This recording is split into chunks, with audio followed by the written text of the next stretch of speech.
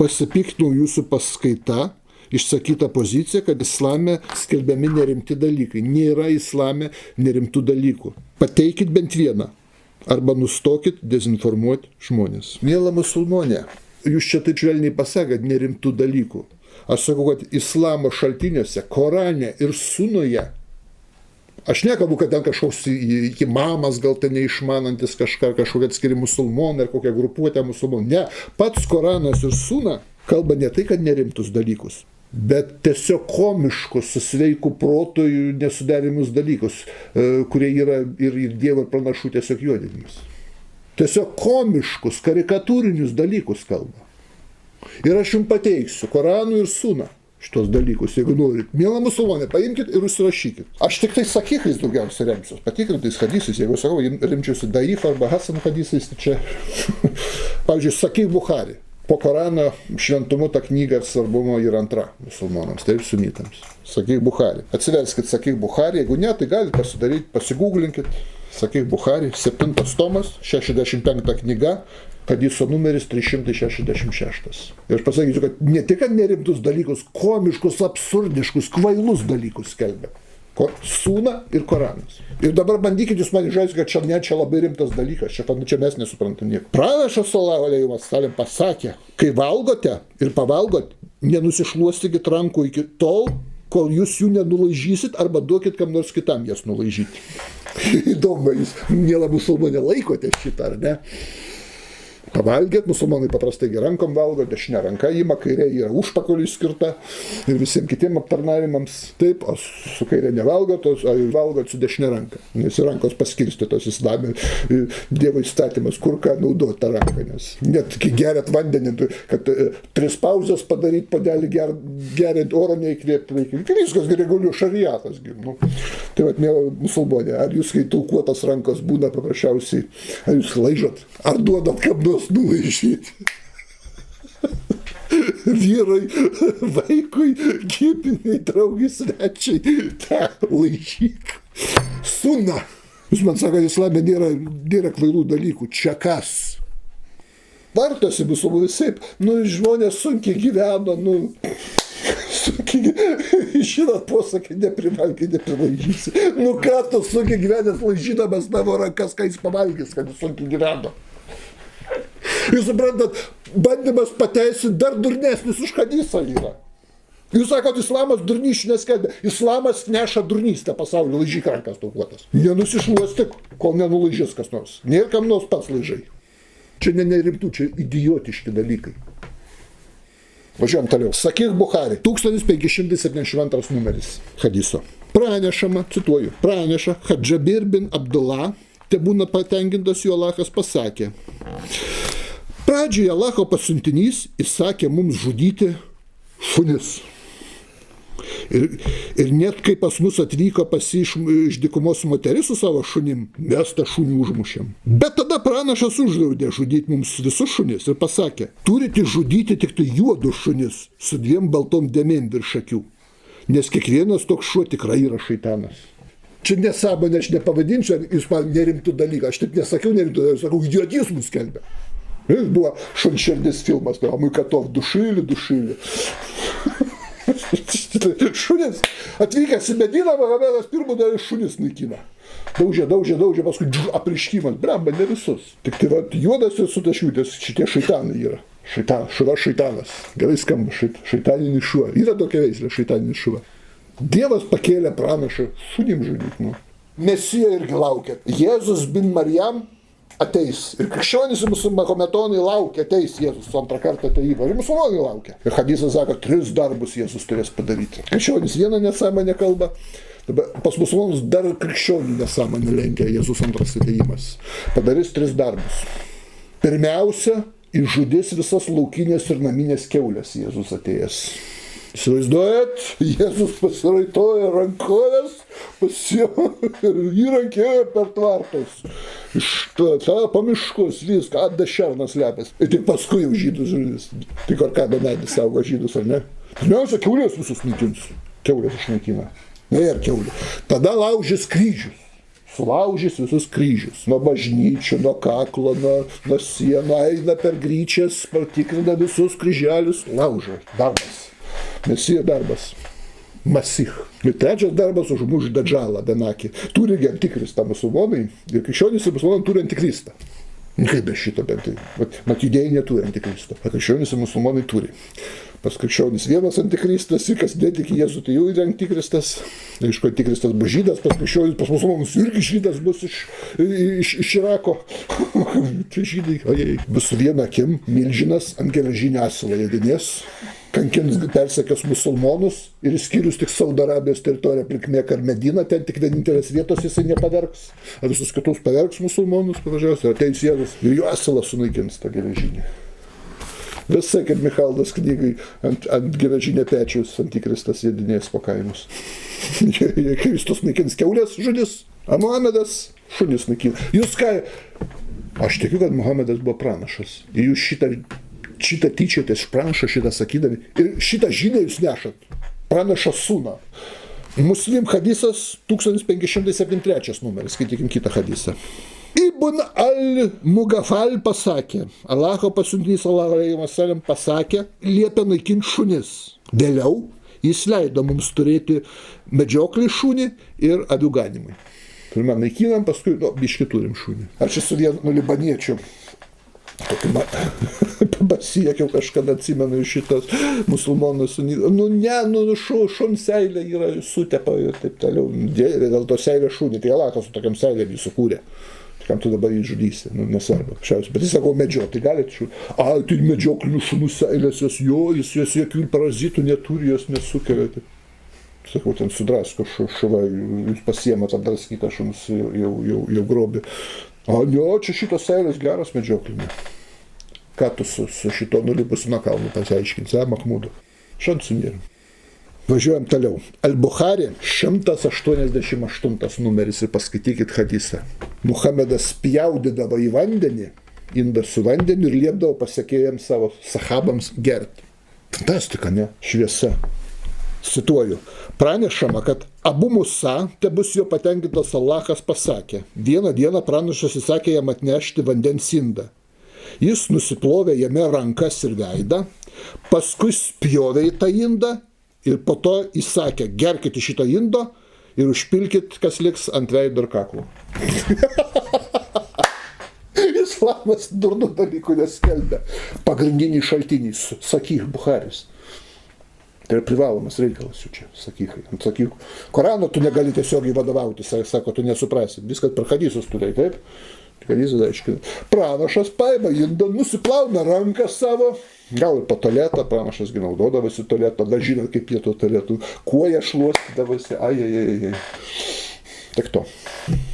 Į tas smulkmenas nesileisiu. Šiaip taigi, čia iš islamo atradimas, iš viso geras yra.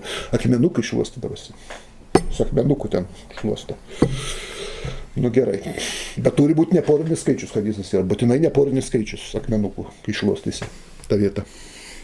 Jau 2, 4 viskas, tu nuodėmė dar nesūna. 3, 5, 7, 9. Priklausomai kiek ten reikės, bet turi neporinis. Su akmenukais. Popierius negalima, medžiaga kažkoks negalima, lapas negalima. Smėlis, vanduo, akmuo. Dega hadisas, kad kairė ranka tik tai ir paskui tą ranką gali ant sienų nusivalyti. Pranašas nusiplauna rankas, tada prispjaudo į indą ir liepia išgerti. A jeigu liks kas nors, tada ant veido ar kaklą užsipilkit. Nafiga dar prispjaudyti indą. Nusiplovai, tu tyčiasi iš savo tų asilų. Čia dabar kas? Pavyzdžiui, Sakih Bukhari, 188 hadisas, man pasakyti, kas čia dabar yra. Pranašas prispjaudo į indą, nusiplauna rankas, jis sako, gerkit. Sako, kad islamas kvailysčių neskelbia. Čia kvailystė švelnus žodis, čia reikia tokio rimtesnio žodžio pareigų. Kažkaip valstybinę kalbą dabar net nerandu. Sakih al-Bukhari, aš daugiausia net Bukhari hadisą, kad jau pačiose, jeigu aš imčiau ten Timirziją, Abu Daud, Ahmad hadisų, Sunas, Hanbal, tai būtų labai įdomu, bet jau imu pačius tuos jau, kur pačia aukščiausia lygiai, kur jau. Bukhari, 5 tomas, 58 knyga, 168 numeris. Pasaka Amr bin Baimūnas, Džahirijos laikotarpiu, mačiau beždžionę, apsupta kitų beždžionių. Tos beždžionės užmėtė akmenimis, nes ta beždžionė buvo pagauta svetimaujant. Aš taip pat su tom beždžionėm ją mėčiau akmenimis. Beždžionė svetimaut. Palauk, kad svetimaut, tas žodis pavartotas, svetimavimas, reiškia, net nepalistuvystė, svetimavimas suvedus. Tai turėjo būti, kaip pagal islamą ir santuokos sutartis pasirašytas, šliūbas atliktas. Beždžionė svetimaut. Kad tave vėliai. Čia ne achinėja. Čia, jūs norite sakyti, čia rimtas dalykas. Tai čia aš pačius pagrindinius šaltinius įimu. Su utėlėmis kaip geriausia kovoti, kaip jas išnaikinti. Utėlės. Daug patarimų yra visais savo gyvenimo klausimais. Nežinot, atsiverskit, sakyk, Al-Bukhari, 7 tomas, 71 knyga, 604 numeris hadiso. Pasakoja Kaab bin Udžah, pranašas atėjo pas mane Al-Hudaybijos laikotarpiu, kai aš kūrenau ugnį. Ir man iš galvos krito utėlės. Jis paklausė, ar tau netrukdo utėlės? Aš pasakiau, taip, trukdo. Jis pasakė, nusiskus galvą. Kokia šviesa, fantastika, ne? Nusiskus galvą. Čia nieko dar. Su to galima sutikti. Tada pasnikauk 3 dienas. Utėlės bijo pasniko. 3 dienų, viskas. Arba pamaitink 6 vargšus. Arba paskelbk aviną kaip auką kurbanui. Fantastika. Sakyk Al-Bukhari, 189 numeris hadiso. Kai pranašas atlikdavo apsiplavimą, jo bendražygiai, reiškia sahabiai, kovoja vieni su kitais dėl vandens, kurį jis panaudojo. Įsivaizduojat, jie mušasi, stumdėsi, gada vandenį pagriebti. Čia ne asmens kultas, čia ne meldybė, čia ne džahilija. Kaip tada džahilija turi atrodyti? Čia monoteistinė religija. O, pranašas, vanduo, kurį jūs plovė, reikia ir man to vandens, bet jie kovoda vieni su kitais. Kas čia dabar? Bukhari, sakykas, 4 knyga, 152 numeris hadiso. Pasakoja Nasas bin Malikas, sako, kai aš buvau mažas, kai pranašas ėjo šlapintis, aš su kitu berniuku vaikystį lydėdavau jį su indu vandens, kad jis nusiplautų savo įrankį, kai nusišlapins. Čia kas dabar? Pranašas eina šlapintis, maži berniukai žiūri ir paskui jis plauna, jie laiko tą vandenį, jis ten teliuskuoja tame inde tą savo visą pranašišką pasididžiavimą. Čia kas? Čia, aišku, čia nebe kvailystė, čia man pasipiktimas sukelia. Dabar va taip žmogus atliktų, aš nežinau, čia būtų baudžiama byla. Čia vaikų tvirkinimas gautųsi. Bet ten viskas platoniška. Imkim kitą dar hadisų rinkinį, irgi labai svarbu. Suna At-Tirmizi, 4412 numeris. Aiša, tebusia patenkintas Alachas, pasakė, kad Zeid bin Harisas atvyko į Mediną. Ir tuo metu, kai pranašas buvo mano namuose, jis pasibeldė į duris. Tuo metu pranašas buvo nuogas. Ir jis nuogas nubėgo, atidarė duris ir apkabino Zeidą. Aukščiausia moralė, pranašas. Dabar įsivaizduojat, jūs persirenginėjat kambarį ir kažkas paskambino į duris. Ir jūs nuogas atidarėt. O, pažįstas sveikas, durą apsikabino. Kaip tai atrodo? Pranaša pavyzdys, sūna, miela musulmonė, jūs taip daryti, tik moterį negalima, vyrai taip gali daryti. Tikra meilė tik tarp vyrų. Ką jūs čia apie pranašą rašot pakartomis? Nejuokinkit. Nejuokinkit. Jūs manote, kad čia tik tai hadisuose?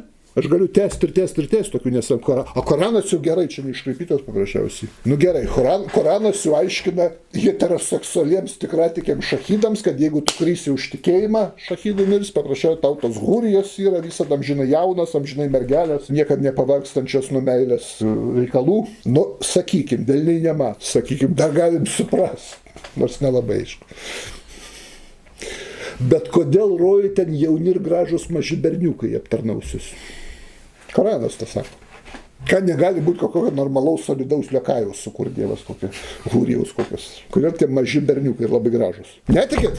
Atsiverčiam šventą knygą Alacho, 3 paskutinį testamentą, neiškraipytą, ne taip kaip Torą.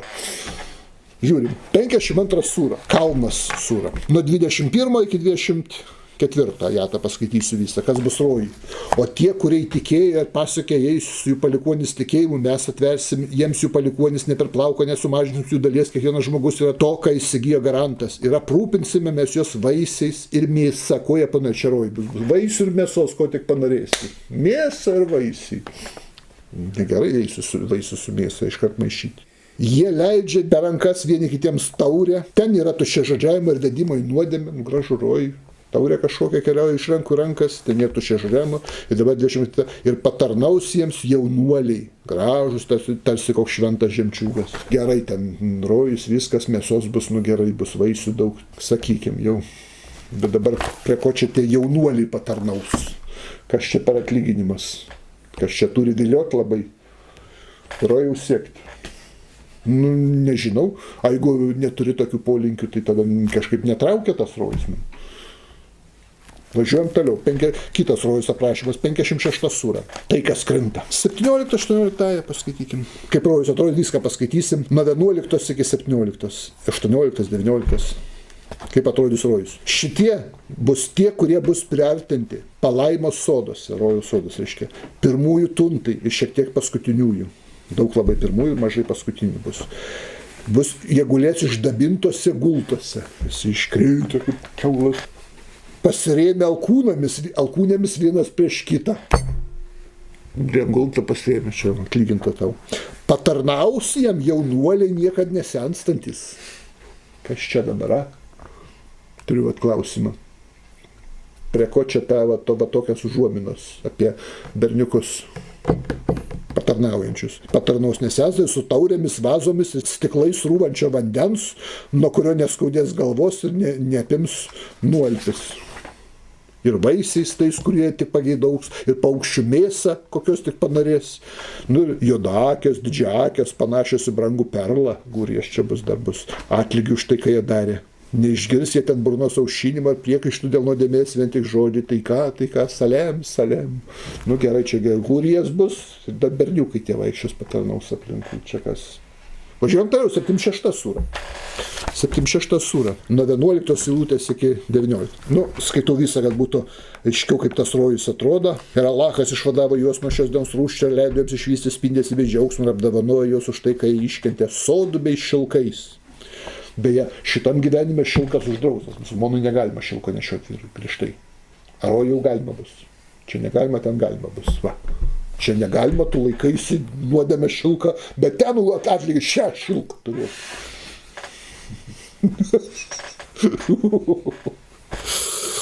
Ir sėdamisi ten atlošuos, nematys nei saulės, nei šalčio. Faina bus nei šalta, nei karšta ten. Jų galvas gaubė šešėliai, o vaisiai žemai nulinkę. Silduoju čia pavėsi, saulė nekepina, vaisiai žemai nulinkę, tik ištesi ranką ir į burdą dedi, labai jau paprasta viskas. Ir bus vaikštama aplink juos su indais iš sidabro. Ir taurė viškai be sidabrinių papuošalų, sidabrinių indų negalima musulmonų. Bet ten jau bus galima. Tai dabar laikais sidabrą nevartojasi, bet ten daugiau sidabro šilko, ko čia negalima. Įdomu. Iš sidabruojančio krištolo tokiu padydžiu girdis ten juos iš taurės, kuriame gėrimas su imbieru. Šaltinis tenai bus, jis vadinsis Al-Sabil. Ir apvaikščios juos berniukai amžinai jauni. Išvydęs juos pamanysi, kad išbarstyti perlai. Čia dabar kas. Aptarnaus, vaikščios aplinkui juos berniukai, amžinai jauni. Kokia šio užuominos, amžinai jauni, berniukai. Išvydęs juos pamatysi, kad išbarstyti perlai. Kas čia per keistos užuominos? Čia kas? Čia paskutinis pranašas, čia paskutinis apreiškimas. Čia žinia apie Dievą, čia monoteizmas. Jūs ką idiotų ieškote? Aš suprantu žmogus, kuris iš vis nieko neišmano. Judėjai, jūs dar paaiškinti norit. Viską juokaujat. Jūs teigiat, jog judaizmas leidžia magiją. Tuo tarpu islamas magiją uždraudžia. O aš sakysiu nieko panašaus. Musulmonai, jūs nežino, kad Mohamedas magiją labiau užsiminėja negu kad judaistai? Judaizme yra magija uždrausta. Tik tai ta, kur šventam rašte duota. Mes nei spiritizmo, nei su mirusiaisiais bendravimo nepraktikuojam. Netikit. Atsiverskit savo Sakih al-Bukhari, 1 tomas, 4 knyga, 215 numeris hadisai. Skaitam. Pasakoja Ibn Anasas. Kartą pranašas, eidamas Per vienas Medinos kapinės išgirdo 2 žmonių, kurie buvo kankinami savo kapuose balsus. Pas juos yra barzach, tokia savoka, aš čia paaiškinsiu musulmonus. Ne tik peklai dar kankina, dar prieš tai kapuose pakankino. Dar. Kol tu dar peklai nepatekai, ateina dangelai, munkaras, nakyras ir daužo. Visai paskui gyvatė ateina, šadžiai, gurdžiai kankina žmogų ir taip toliau visokiausi. Vorai, tarakonai ten pradeda lysti, aišku, astraliniai tikrai. Ir rėkia labai žmogus kankinamas kape, sako, visi gyvūnai girdi, tik žmonės ne. Nu va, pranašas aišku girdėjo. Eina ir girdi 2 kapuose reikia kankinami. Pranašas, reiškia, pasakė, šitie 2 asmenys kankinami dėl savo didelių nuodėmių. Vienas nesisaugodavo gyvenime šlapindamasis, sutaškydavo savo šlapimo. Siubinga, gyvatė, kaip tokį šventą žemę nešioja. Ne? O kitas apkalbinėdavo žmonės. Nu ir kankina, reiškia. Tada pranašas paprašė paduoti žalią datulės lapą. Žalią datulės lapą man prašom paduoti, sako pranašas. Suplėšė jis į 2 dalis padalino. Uždėjo vieną pusę ant vieno kapo, kitą ant kito kapo. Paklaustos, kodėl tai pasielgė, jis atsakė, tos kančios sumažės iki to laiko, kol tie lapai sudžius. Kas čia? Ne, čia ne magija. O, ne, čia... O, pas jūs tai magija, o čia tai ne magija. Čia nekromantija vadinasi. Kontaktas su mirusiaisiais, pagalba mirusiesiems, bendravimas su mirusiaisiais, įsikišimas į mirusiųjų gyvenimą. Tai nekromantija vadinasi, magijos rūšis, pagrindinė magijos rūšis, mirties magija. Kas yra, jeigu tai ne magija, kada tu meldiesi ir staigiai įsinorėjai nusispjauti. Negali susilaikyti nenusispjautas, yra hadisas, taip? Negali spjauti kiblos pusę, nes Alachą apspjausi, nes Alachas yra tarp kiblos ir tavęs, kai tu meldiesi. Nu, negali spjauti dešinę pusę, negalima. Spjauni į kairę žemę. Dešinę nespjauni. Angelą gal apspjausi. Palauk, bet tai 2 angelai yra, vienas ant kairę, kitas ant dešinę peties, tai vieną gali spjauti, o kitą ne. Kas čia dabar, jeigu ne magija? Oi, dar iki islamiškus paimkime įvairius mokymus pagoniškus, tai apie tos spjavimus į kairę pusę. Aš jums papasakau čia daug. Sako, islamo magijos nėra. Džinų užkeikimai kokie yra. O kokie ingredientai visokiausi sumaišomi. Net tiek ir tiek tos magijos yra. O kas yra šaitano apmėtymas akmenimis Mekoje? Yra specialūs stulbai ir juos mėtai akmenis. Tu mėtai šaitaną. Ritualas. Magija yra ritualas, jūs suprantate, čia. Kas yra magija, tai yra ritualas. Tu mėtai akmenimis šaitaną. Ar čia šiaip sau tuščias dalykas, vat, šitas, ar iš tikrųjų duoda kažkaip? A? O kas yra šventas Zamzemo šaltinis Mekoj? Kuris, sako, išteka iš rojaus. Nu, iš rojaus jis negali niekaip ištekėti. Kas šiek tiek geologiją išmano ten. Apie vandenis, apie žemės ūkį, apie geografiją. Ištekant ir ten tas neša, prausėsi tuo vandeniu, atsineša iš Mekos ir taip toliau. Dabar jau nebeleidžia. Anksčiau būdavo kisvatas, kur kabą aprengė tokiu juodu audeklu. Po hadžo jį supjaustydavo gabaliukais ir išparduodavo. Žmonės kaip relikviją atsineždavo, ant sienos pasikabino, nešioja ant kaklo kaip škaplerių ir taip toliau musulmonų. Dabar jau vakabitai nebeleidžia. Čia kas ne magija? O, įsigėrė maldos į tą kisą, visą šitiek žmonių buvo hadžas ir panašiai. Galima būtų labai daug tęsti šitą temą, bet aš nematau net, ar reikėtų. Aš, pavyzdžiui, labai norėčiau važiuoti, grinai susėsti su problemu, su kuo padiskutuoti. Kadangi mes islamą tai labai gerai žinom. Jis tai labai puikiai studijuoja, yra gerų dalykų. Tai artimiausia mums religija iš kitos pusės. Bet vat ir tokių dalykų, vat aš skaitau paprasčiausiai, tai kaip šitą priimti. Na, aš negaliu priimti, bet jeigu aš nepriimu šitų hadisų, tai visą aš ne musulmonas, automatiškai aš atkrentu. Jeigu Koraną nepriimu tokio dalyko, kad tai nesąmonė, kad gali vergę prievartauti, Alachas leidžia, arba bent jau leisdavo anksčiau, vedusią prievartauti. Nu, kariauju, karas vyksta paprasčiausiai, atėjai priešo pagarbiai moteriškę vedusią prievartauji. 4 sūra, Nisa, 23-24. Kas čia dabar? Arba jūsų žmonos, kurios dar neturi mėnesinių, ir tos mūsų žmonos, kuriuom jau nebėra mėnesinių, ir tos turi laukti dar. Kas yra per žmona, kuriai dar neprasideda mėnesinės žmona? Kiek metų tai žmonai? Kas čia per hadisas, kad Muhamedas tuokėsi su 6-mečiu vaiku, 3 žmona Aiša buvo susituokta 6 metų ir lytinius santykius turėjo 9 metų jos pačios namuose. Hadisas. Sahih. Ir šitą aš turiu priimti. Ir jūs tai priimat?